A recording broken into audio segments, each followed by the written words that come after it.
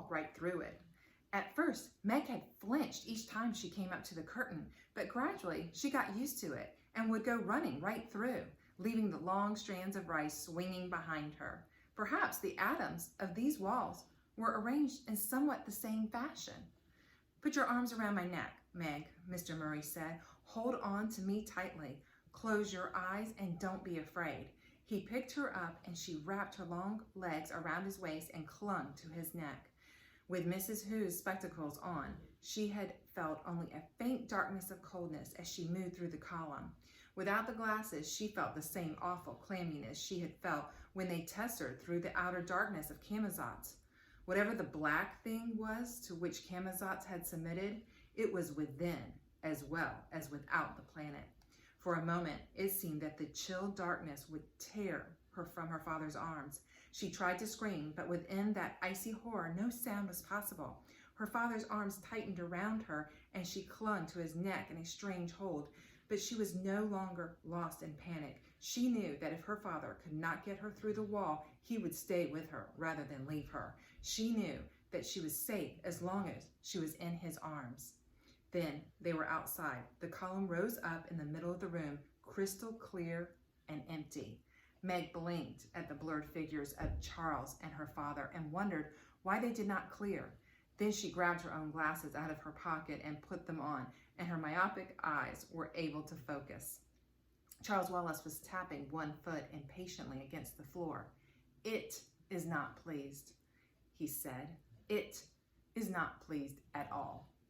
Mr. Murray released Meg and knelt in front of little boy Charles. His voice was tender. "Charles Wallace, what do you want?" "I'm your father, Charles. Look at me." The pale blue eyes seemed to focus on Mr. Murray's face. "Hi, Pop," came an insolent voice. "That isn't Charles," Meg cried. "Oh, Father, Charles isn't like that. It has him." "Yes," Mr. Murray sounded tired. "I see." He held his arms out. "Charles, come here." Father will make it all right, Meg thought. Everything will be all right now. Charles did not move toward the outstretched arms. He stood a few feet away from his father, and he did not look at him. "Look at me," Mr. Murray commanded. "No." Mr. Murray's voice became harsh. "When you speak to me, you will say no, Father, or no, sir." "Come off it, Pop," came the cold voice from Charles Wallace.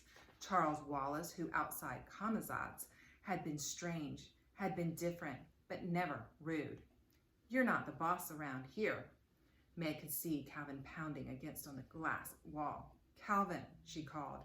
"He can't hear you," Charles said. He made a horrible face at Calvin, and then he thumbed his nose. "Who's Calvin?" Mr. Murray asked. "He's—" Meg started, but Charles Wallace cut her short. "You'll have to defer your explanations. Let's go." "Go where?" "To it." "No," Mr. Murray said. "You can't take Meg there." "Oh, can't I?" "No, you cannot. You're my son, Charles, and I'm afraid you will have to do as I say." "But he isn't Charles," Meg cried in anguish. Why didn't her father understand? "Charles is nothing like that, Father. You know he's nothing like that." "He was only a baby when I left," Mr. Murray said heavily. "Father, it's it talking through Charles. It isn't Charles. He's bewitched." "Fairy tales again," Charles said. "You know it, Father?" Meg asked. "Yes." "Have you seen it?" "Yes, Meg." Again his voice sounded exhausted.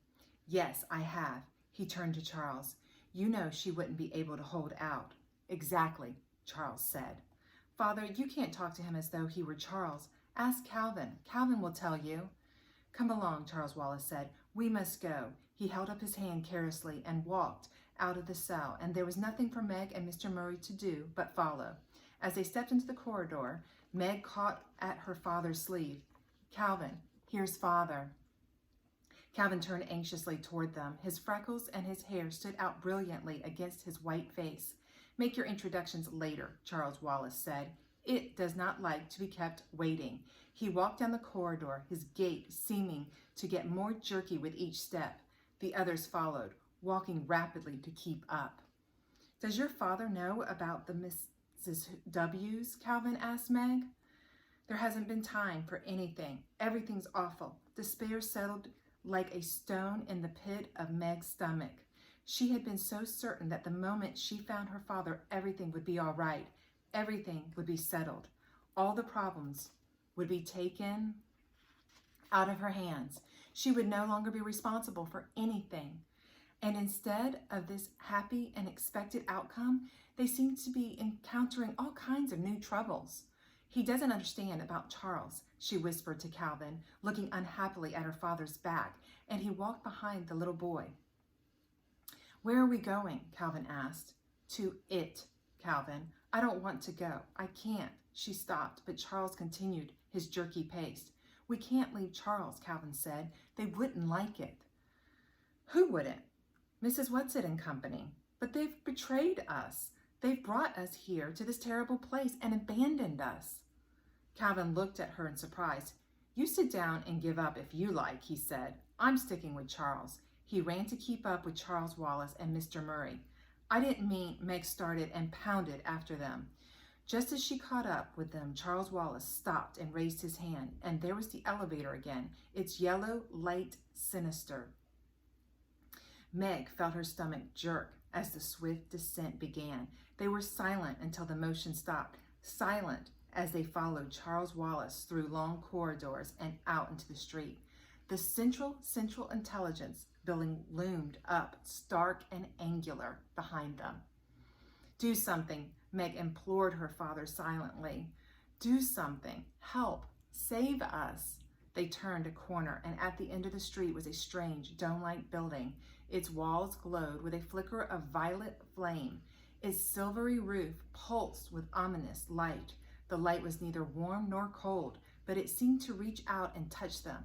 This, Meg was sure, must be where it was waiting for them. They moved down the street, more slowly now, and as they came closer to the domed building, the violet flickering seemed to reach out, to envelope them, to suck them in. They were inside. Meg could feel a rhythmical pulsing. It was a pulsing not only about her, but in her as well, as though the rhythm of her heart and lungs was no longer her own, but was being worked by some outside force. The closest she had come to the feeling before was when she had been practicing artificial respiration with Girl Scouts, and the leader, an immensely powerful woman, had been working on Meg, intoning, out goes bad air, in comes the good, while her heavy hands pressed, released, Meg gasped, trying to breathe at her own normal rate, but the inexorable beat within and without continued. For a moment, she could neither move nor look around to see what was happening to the others. She simply had to stand there, trying to balance herself into the artificial rhythm of her heart and lungs. Her eyes seemed to swim in a sea of red. Then things began to clear, and she could breathe without gasping like a beach fish. And she could look about the great circular dome building. It was completely empty except for the pulse, which seemed a tangible thing, and a round dais exactly in the center. On the dais lay what? Meg could not tell, and yet she knew that it was from this that the rhythm came. She stepped forward tentatively. She felt that she was beyond fear now. Charles Wallace was no longer Charles Wallace. Her father had been found, but he had not made everything all right. Instead, everything was worse than ever, and her adored father was bearded and thin and white and not omnipotent after all. No matter what happened next, things could be no more terrible or frightening than they already were. Oh, couldn't they? As she continued to step slowly forward, at last she realized what the thing on the dais was. It was a brain. A disembodied brain, an oversized brain, just enough larger than normal to be completely revolting and terrifying. A living brain, a brain that pulsed and quivered, that seized and commanded. No wonder.